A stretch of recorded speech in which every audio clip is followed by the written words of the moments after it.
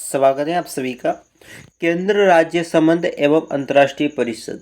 केंद्र और राज्य का संबंध किस प्रकार है और अंतर्राष्ट्रीय दोस्तों अंतर्राज्यीय परिषद कितने हैं, किस प्रकार वो अपना काम करते हैं, उनके संबंधित अनेक प्रकार के प्रश्न पूछे जाते हैं। तो इस टॉपिक में हम विस्तार से जो हम आप चर्चाएं करेंगे। तो चलिए वीडियो को करते हैं शुरू और टॉपिक पर करते हैं चर्चा। केंद्र राज्य संबंध और संवैधानिक प्रावधान क्या है। अनुच्छेद 246 संसद की 7वीं अनुसूची को सूची 1 में परगणिक विषयों पर विधि बनाने की शक्ति है। ठीक है। अनुच्छेद 248 में अवशिष्ट शक्तियों पर संसद के पास है ये शक्ति। अनुच्छेद 249 राज्य सूची के विषयों के संबंध में राष्ट्रीय हित की विधि बनाने की शक्ति संसद के पास है। अनुच्छेद 250 में यदि आपातकाल की उद्घोषणा प्रवर्तन में हो तो राज्य सूची के विषयों के संबंधित विधि बनाने की संसद की शक्ति भी इसमें सम्मिलित है। अनुच्छेद 252 में 2 या अधिक राज्यों के लिए उसकी सहमति से विधि बनाने की संसद की शक्ति भी है। अनुच्छेद 257 में संघ की कार्यपालिका शक्ति राज्य के निर्देश हो या दे सकती है। अनुच्छेद 257 के क में दोस्तों संघ के सशस्त्र बलों या अन्य बलों में दोस्तों अभिनियोजन द्वारा राज्यों की सहायता कर सकता है। अनुच्छेद 263 में अंतर्राज्यीय परिषद का प्रावधान भी मिलता है। अब चलिए जानते हैं, भारत के संविधान ने केंद्र राज्य संबंध के बीच शक्तियों का वितरण की निश्चितता और सुस्पष्ट योजना अपनाई है। संविधान के आधार पर संघ एवं राज्य के संबंधों को 3 भागों में विभाजित किया गया है। यानी कि दोस्तों भारत के संविधान के आधार पर संघ शक्ति एक है, दूसरी राज्य, इन दोनों के संबंधों को 3 भागों में भारतीय संविधान में विभाजित कर बताया गया। एक है केंद्र और राज्यों के बीच में, एक है विधायी संबंध। ठीक है। केंद्र और राज्यों के बीच में दूसरा है प्रशासनिक संबंध और केंद्र राज्यों के बीच में वित्तीय संबंध।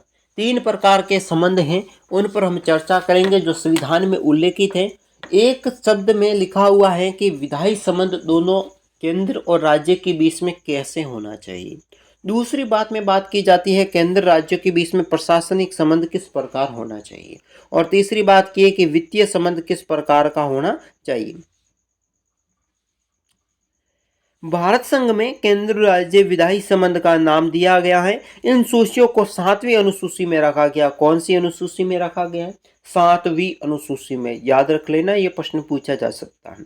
संघ सूची, इस सूची में राष्ट्रीय महत्व के ऐसे विषयों को रखा गया है जिसके संबंध संपूर्ण देश में एक ही प्रकार की नीति को अपनाने की आवश्यकता कहा गया है। इस सूची में सभी विषयों में विधि निर्माण का अधिकार संघीय संसद को प्राप्त है। इस सूची में कुल 99 विषय, कितने विषय है? 99 विषय, जिसमें कुछ प्रमुख ये हैं: रक्षा, विदेशिक मामले, युद्ध एवं संधि, देशीकरण, नागरिकता, विदेशीकरण का आना जाना, रेल, बंदरगाह, हवाई मार्ग, डाकघर, टेलीफोन, बेतरा, मुद्रा निर्माण, बैंक, बीमा, खनिज और खाने आदि इसमें सम्मिलित हैं। राज्य सूची, ये सूची साधारण है, वे विषय रखे जाते हैं जिसका क्षेत्रीय महत्व के हैं।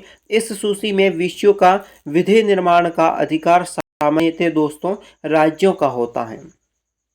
राज्यों की व्यवस्थापिका को प्राप्त है। ये सूची में 61 विषय है जिसमें कुछ पुलिस, न्याय, जेल और जो दोस्तों हैं स्थानीय स्वशासन और सार्वजनिक कृषि, सिंचाई और सड़कें सम्मिलित हैं। ठीक है। समवर्ती सूची जो औपचारिक रूप से और कानूनी दृष्टि से 3 प्रकार की सूचियों की विषयों की संख्या वही बनी हुई है, मूल संविधान में थी, लेकिन 42वें दोस्तों संविधान संशोधन 1977 में राज्य सूची 4 विषय शिक्षा, वन, जंगली जानवर और पक्षियों, रक्षा, नापतोल, जिसमें समवर्ती सूची कर दिया गया है। समवर्ती सूची में एक नवीन विषय जनसंख्या नियंत्रण, परिवार नियोजन भी शामिल कर लिया गया है। इस प्रकार आज की स्थिति में गणना की दृष्टि से समवर्ती सूची की विषयों की संख्या 52 यानी 52 हो चुकी है। ठीक है। लेकिन संवैधानिक दृष्टि से समवर्ती सूची की विषयों की संख्या 47 या 47 है। इस सूची में साधारणतः विषय रखे गए हैं जिसका महत्व संघीय क्षेत्रीय दोनों ही दृष्टि से है। इस सूची में विषयों की संघ और राज्य दोनों को केंद्र कानून निर्माण करने का अधिकार प्राप्त हो। यदि इस सूची में किसी विषय पर संघ या राज्य सरकार द्वारा निर्मित कानून परस्पर विरोधी हो तो सामान्यतः संघ का कानून मान्य होगा।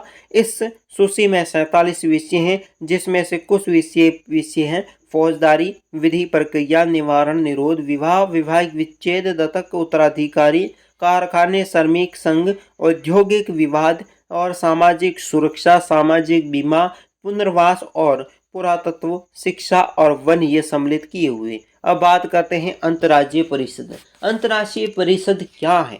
अंतर्राष्ट्रीय परिषद प्रधानमंत्री की अध्यक्षता में भारत में राज्यों के मुख्यमंत्री गण के साथ महत्वपूर्ण विषयों में विचार विमर्श करने हेतु अंतर्राष्ट्रीय परिषद यानी सचिवालय द्वारा अंतर्राष्ट्रीय परिषद की बैठक आयोजित की जाती है। ये है अंतर्राष्ट्रीय परिषद। प्रधानमंत्री और मुख्यमंत्री के बीच में बैठक करना, समायोजन कार्य चलाना और उनकी चर्चाएं करवाना अंतर्राष्ट्रीय परिषद का काम है।